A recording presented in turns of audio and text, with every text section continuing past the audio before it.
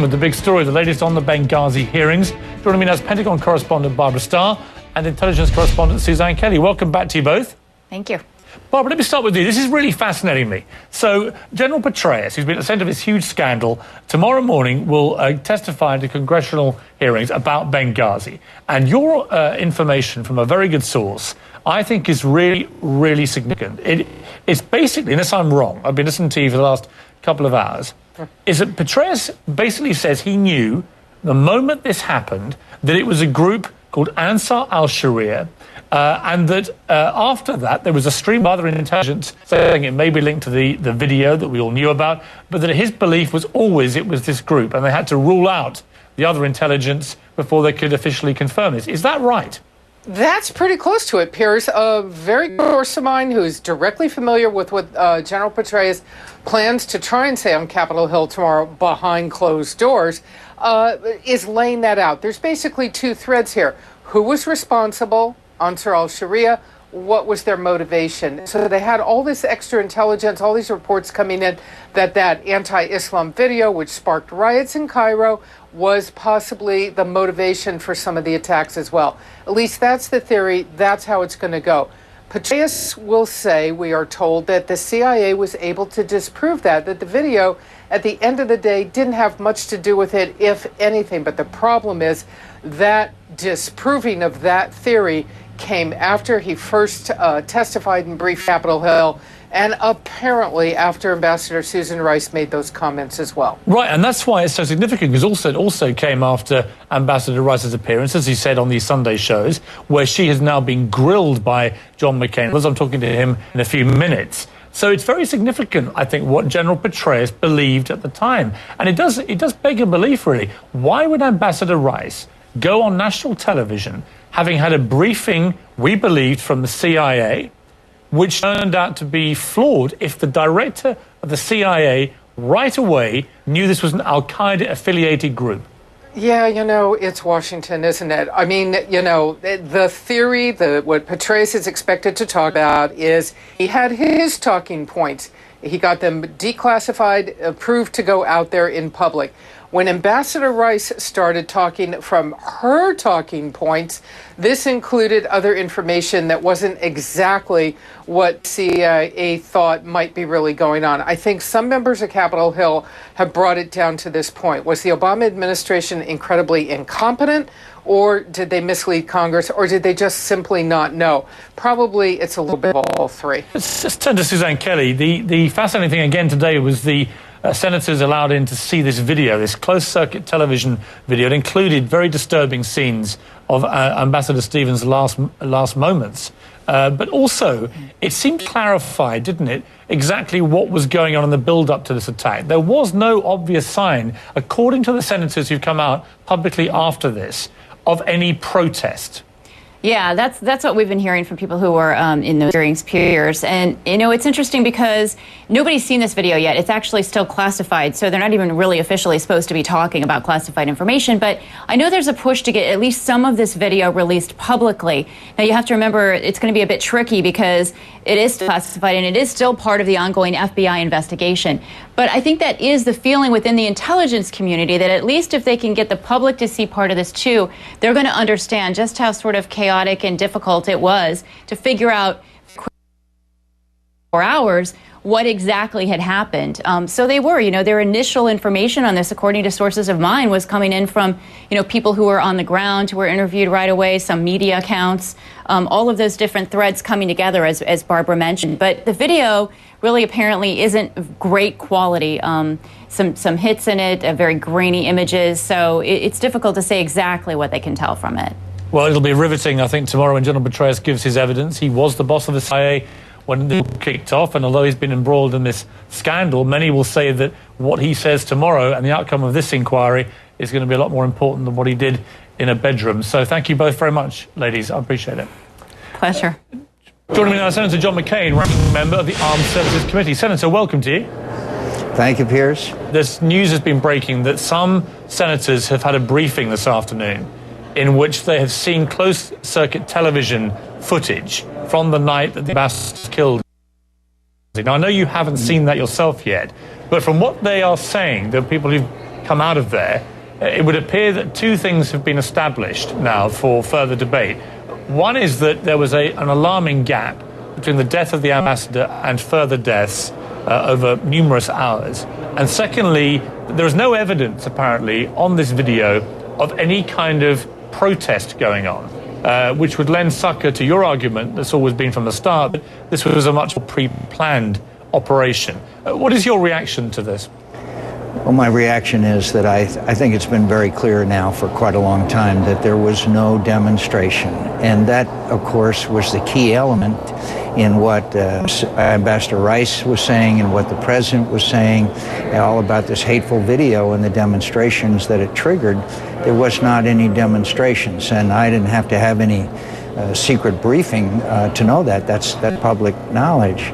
And so it knocks all this story about the president not knowing and who was responsible and all that, and even saying as late as September 25th, the United Nations, he said, the United Nations, a crude and disgusting video sparked outrage throughout the Muslim world.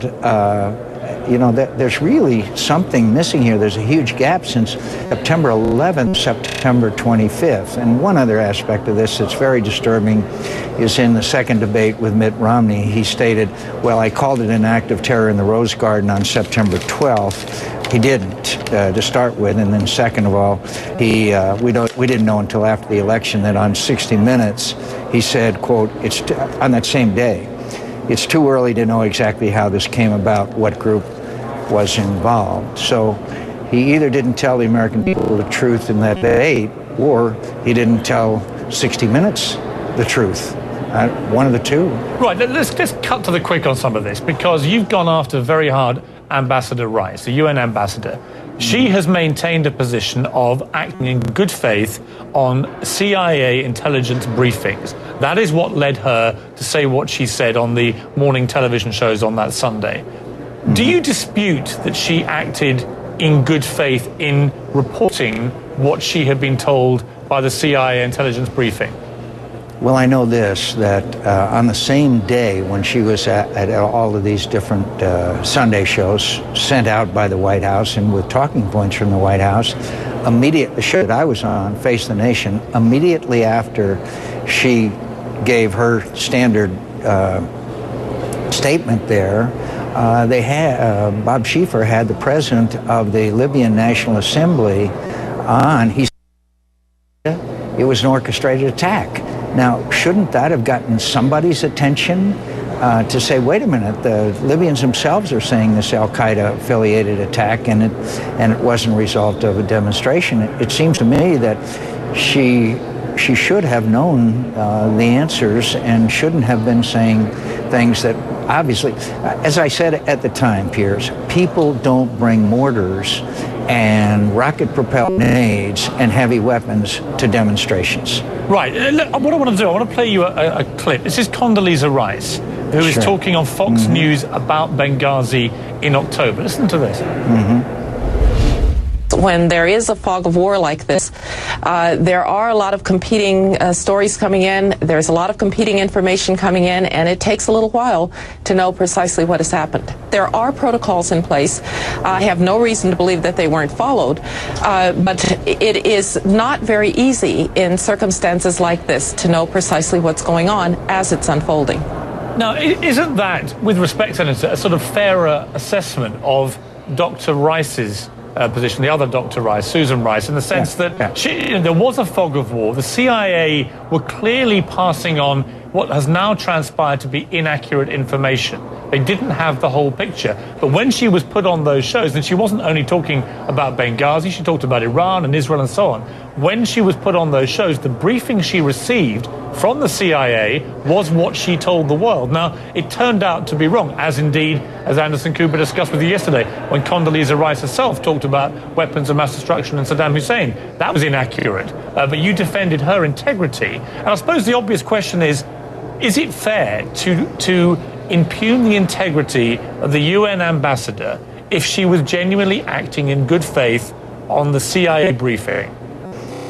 Well, you covered a lot of territory there, and I would like to point out I'm the guy that called for Rumsfeld to resign because the war in Iraq was going terribly. I'm the guy that took on the administration and said, stop the torture, and passed legislation prohibiting it. I was kind of a hero then. Now, and now the opposite is true.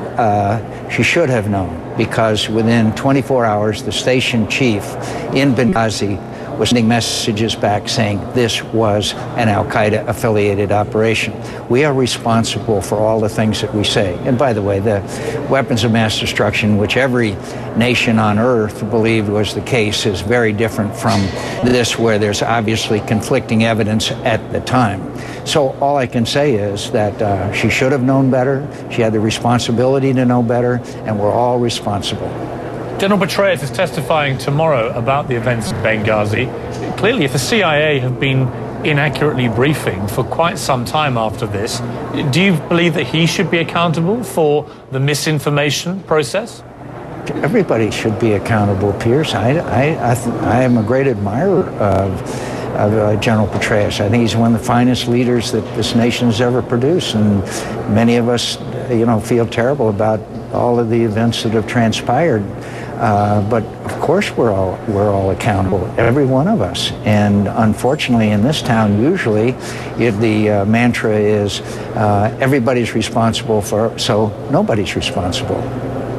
Let's turn to events in Israel and Gaza, clearly escalating very dangerously again in the last 24 hours.